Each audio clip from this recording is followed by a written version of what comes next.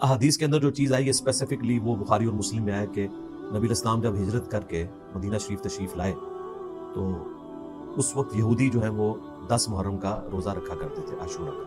آپ علیہ السلام نے پوچھا کیوں رکھتے ہو؟ تو انہوں نے کہا اس دن اللہ تعالیٰ نے فرعون کو غرق کیا تو موسیٰ علیہ السلام نے شکرانے کے طور پر 10 محرم کا روزہ رکھا تھا، تو ہم اسی یاد کو تازہ کرتے ہیں۔ تو آپ علیہ السلام نے فرمایا کہ ہم زیادہ حقدار ہیں موسیٰ علیہ السلام کی پیروی کرنے کے، تو آپ نے صحابہ کرام کو مشورہ دیا کہ تم بھی 10 محرم کا روزہ رکھا کرو۔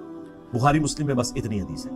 مسلم شریف میں آتا ہے کہ صحابہ کرام نے عرض کیا کہ آپ علیہ السلام تو ہمیں یہود و نصارہ کی مشابہت سے منع فرماتے ہیں، تو 10 کی اگر ڈیٹ کامن ہو جائے گی تو یہ تو مشابہت ہو جائے گی۔ تو آپ نے فرمایا کہ پھر اگلے سال میں زندہ رہا تو میں 9 کا بھی روزہ رکھوں گا، لیکن اگلے سال آپ وفات پا گئے۔ اب الٹیمیٹلی اس وقت امت کا عقیدہ یہ ہے کہ آپ نے 2 روزے رکھنے ہیں، 9 اور 10 کا۔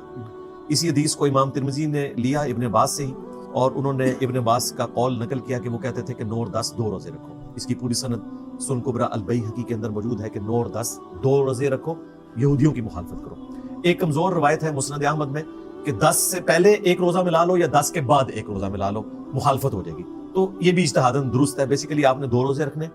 اور حیران کن بات ہے، سیدہ عائشہ سلام اللہ علیہا کہتی ہیں کہ جو مشرکین عرب ہے نا، قریش مکہ، وہ بھی 10 محرم کو روزہ رکھا کرتے تھے، بخاری مسلم میں آتا ہے۔ تو نبی علیہ السلام جب مکے میں تھے آپ 10 محرم کا روزہ رکھتے تھے، اور جب تک رمضان کا روزہ فرض نہیں ہوا تھا یہ روزہ فرض تھا۔ بخاری مسلم میں آتا ہے جب رمضان کی فرضیت آئی تو پھر نبی علیہ السلام نے اس کو نفلی کر دیا، جس کی مرضی رکھ لے، جس کی مرضی چھوڑ دے۔ آج کی ڈیٹ میں 9-10 محرم کا روزہ نفلی روزہ ہے، اور مسلم شریف میں حدیث ہے، میں اللہ سے امید کرتا ہوں کہ جو عاشورہ 10 محرم کا روزہ رکھے گا اللہ تعالیٰ اس کے سابقہ 1 سال کے گناہوں کو معاف کر دے گا۔ یہ اس کی فضیلت ہے۔